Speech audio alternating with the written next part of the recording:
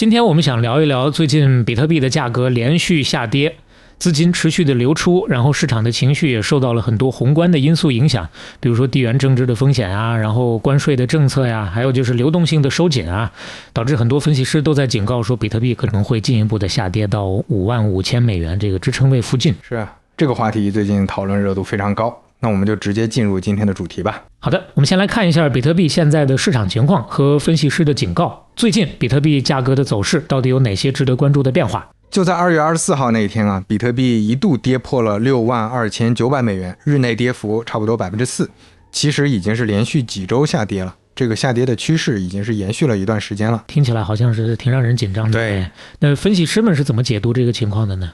？XS.com 的高级市场分析师 Samer Hass 他就认为比特币已经结束了盘整，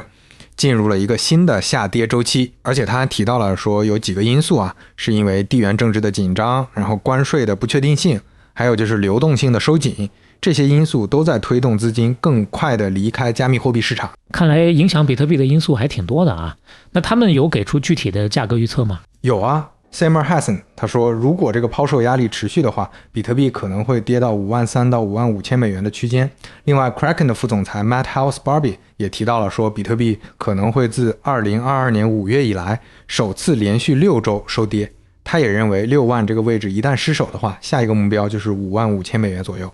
了解了。那$55,000这个支撑位为什么会引起市场这么大的关注？如果比特币真的跌到这个位置，从高点下来的话，整体的跌幅会有多夸张？如果说比特币从现在的价格$62,900跌到$55,000，那就是还要再跌 12.5%。但如果我们是从2025年的历史高点$126,000来算的话，那累计的跌幅就是 56%， 这个跌幅已经超过了18年熊市的 56.26%，会成为比特币历史上最严重的一次回调之一。听起来挺严重的啊！最近还有哪些分析师发表了对比特币走势的看法呢？有很多，比如说就在同一天，盛宝银行的分析师就指出说，加密货币现在的走势其实是跟整体市场情绪高度相关的，跟它自己本身的基本面反而关系不大。还有美国现货比特币 ETF 单日就流出了大约$2.038亿，以太坊的 ETF 也流出了$4,950万，这也很明显的说明了机构的风险偏好正在下降。这么说的话，是不是大部分机构都在看空后市？对，几乎是这样。你看美国银行的分析师就直接说，比特币的价格可能会跌到5万左右，然后渣打银行更是说会先跌到略低于5万的位置才有可能反弹。所以说$55,000现在其实已经变成了一个市场普遍认同的一个下行目标。为什么大部分人都把比特币的下行目标定在$55,000？这背后有哪些逻辑支撑？其实这个数字并不是随便说的。XS.com 的 Samer Hassan 就认为是多重因素共同作用的结果。一方面是资金持续的流出，另外就是地缘政治的不确定性、关税政策的不明朗以及流动性的收紧。这些宏观的风险让投资者不断的撤离加密货币市场。所以除了这些外部的因素之外，是不是技术面也有一定的影响？没错没错，像 Kraken 的 Matt Howells-Barbie 就特别强调了6万这个支撑位。他说一旦这个价格被跌破的话，就会引发更多的抛售，然后价格就会往$55,000去走。另外呢，就是链上的数据也显示，比特币的实现价格和上移实现价格之间的区间正好是在$55,000附近。所以这就是宏观面、技术面和链上指标3个维度的信号重叠。我有一个疑问啊，就是比特币在2026年2月24号这一天价格的具体表现到底是怎么样的？具体来看的话，当天比特币延续了近期的跌势啊，然后最低一度跌到了$62,800多，日内最大跌幅差不多 4%。这也是自2月5号那次闪崩以来的最低点。那从不同的时间周期来看的话，比特币这一波下跌到底有多深？从当天的最高点算下来，比特币跌了 4%； 从周初的高点算下来，比特币跌了 7%； 从月度的高点算下来，比特币已经跌了 15% 了；从今年的最高点算下来，比特币已经跌了 30%， 更不要提跟历史的巅峰相比，比特币已经腰斩了。这种持续的下跌确实让很多人都非常的震惊。如果比特币真的连续6周都收跌，这在历史上意味着什么？根据 Kraken 的副总裁 Matt Howells-Barbie 的说法，他说比特币很有可能会自2022年5月以来首次出现连续6周都是阴线的情况。那2022年5月正好是 Luna 崩盘之前，也是加密市场正式步入寒冬的一个转折点。原来连续6周收跌在历史上是有这种转折性的意义的。是啊，如果说这一周比特币再收跌的话，就会创造近4年来的最长连跌记录，那无疑会对市场的信心是一个非常大的打击。大家会开始去联想，是不是又会出现像2022年那样的一个大熊市。最近比特币和以太坊的 ETF 资金都在流出，这背后到底发生了什么？数据显示，美国的现货比特币 ETF 单日就流出了 2.038 亿美元，这已经是连续好几周都是净流出了，然后累计流出的金额已经快要接近80亿美元了。同时呢，以太坊的 ETF 也有4950万美元的资金流出，这其实就是在说明资金正在持续的撤离加密货币市场。这是不是说明市场情绪已经发生了非常大的变化？对，没错。而且 XS.com 的高级分析师 Samer Hassan 他就特别提到了说，这一波资金外流背后的原因，除了有地缘政治的风险，还有就是关税政策的不确定性，同时还有流动性紧缩的影响。这些因素叠加起来，就导致了投资者的风险偏好迅速的逆转，所以才会有这么大规模的资金撤离。最近加密货币和整体市场情绪之间的关系有什么新的变化吗？有啊，盛宝银行的分析师就发现说，现在加密货币的价格更多的是跟着整体市场的情绪在波动，而不是由它自身的一些基本面来决定。所以即使有一些利好的消息，比如说以太坊的2层扩容的交易量创新高，比特币的链上活跃度也很稳定，但是价格还是会受到宏观情绪的压制，是吗？没错，就是整体市场的风险偏好一旦逆转的话，加密货币市场是很难独善其身的，就会出现这种齐涨共跌的局面。下面我们要说的是，为什么那么多分析师都把55000美元作为比特币接下来的一个关键目标？其实 XS.com 的高级市场分析师 Samer Hassan 他是给出了一个非常明确的区间的，就是他认为比特币可能会跌到53000到55000美元之间。他是从3个方面来分析的。哪3个方面呢？第一个就是技术面，比特币已经正式的结束了盘整，然后进入了新一轮的下跌。第二个就是资金面，他说现在因为地缘政治的风险啊，然后关税的不确定性，还有就是流动性收紧啊，导致资金在加速的流出。第三个就是情绪面，如果说这种抛售的压力持续下去的话，他认为市场就会不断的去寻找新的平衡点，而这个53000到55000美元的区间就是他认为的潜在的下行目标区间。我想知道为什么 Kraken 的副总裁会把55000美元当做比特币的下一个关键位置？是这样的， Kraken 的副总裁 Matt Howells-Barbie 他是非常看重技术分析的，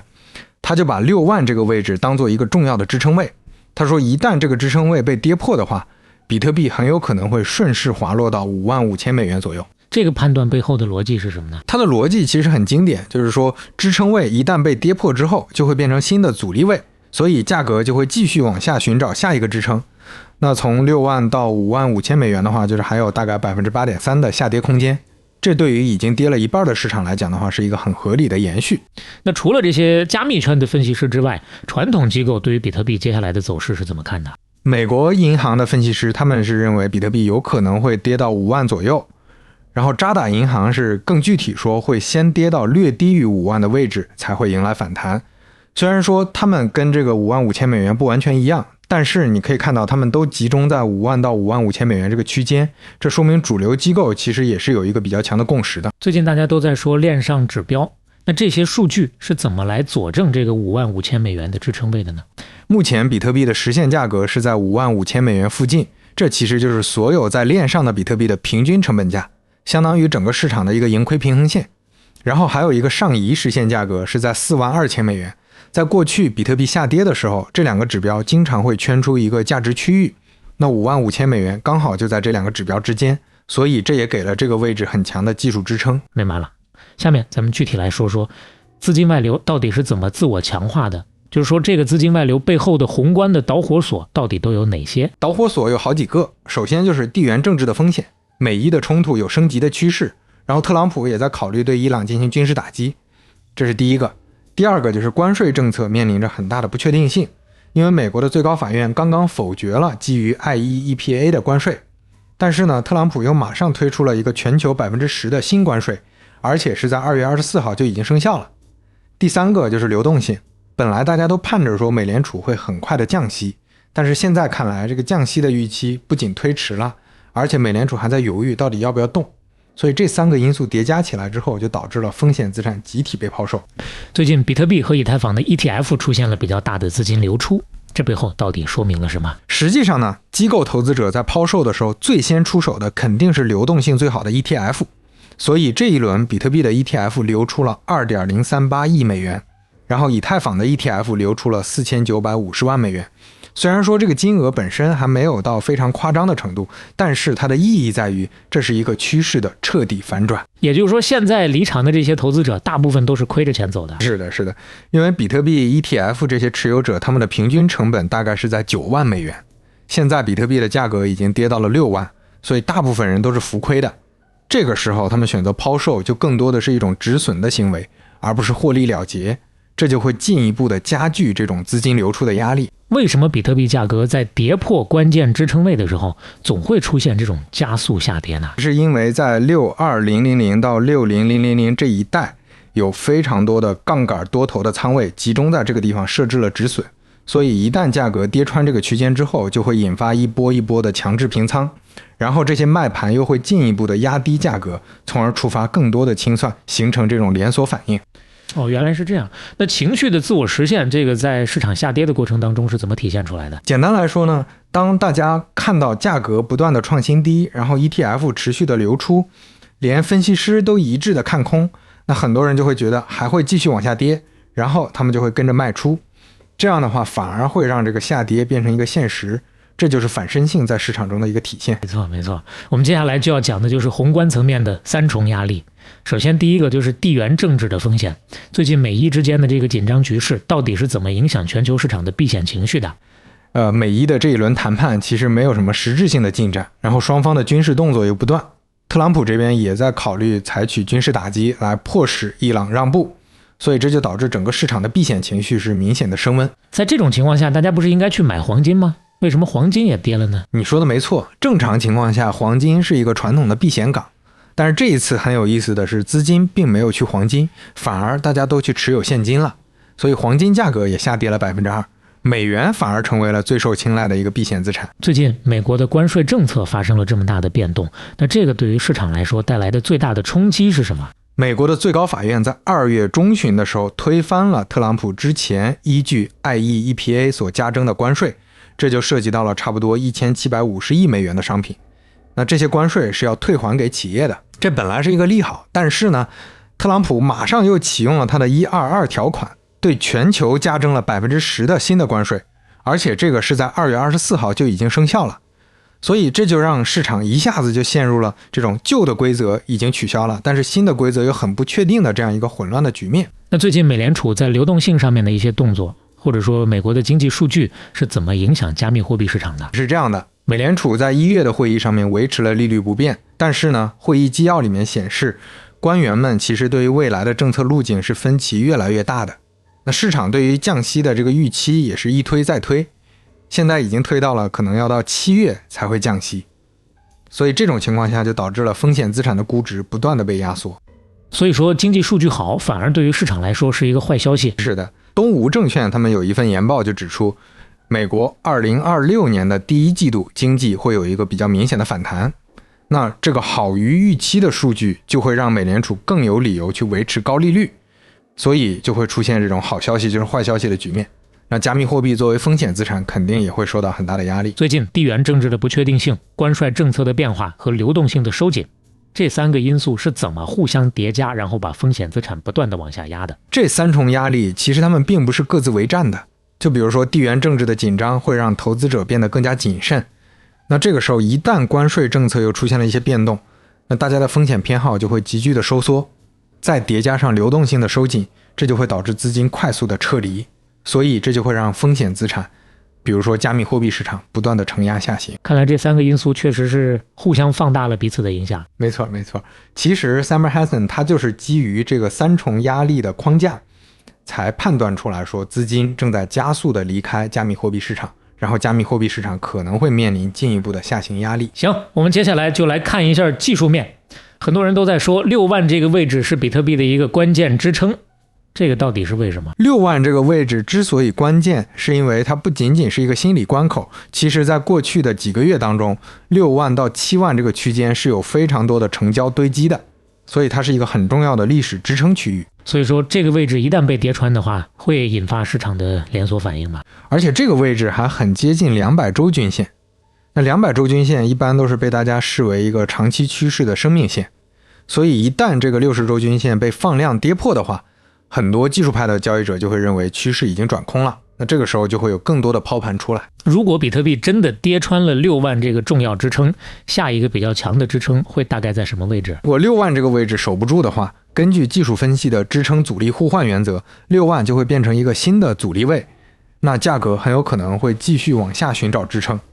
下一个比较有利的支撑位会看到$55,000附近。为什么$55,000会被认为是一个比较强的支撑呢？因为$55,000这个位置是过去1年的交易密集区的下沿，同时它也和链上的实现价格基本重合，所以它是有比较强的技术和链上的双重支撑的。一旦价格跌到这个位置的话，就很有可能会引发一些买盘的介入。如果比特币真的连续6周都收在低位，那这种情况在历史上出现过吗？还真出现过一次，就是在2022年的5月份，当时 Luna 崩盘，拉开了加密寒冬的序幕。比特币在短短的时间内从$32,000一路跌到了$15,000，跌幅超过 50%。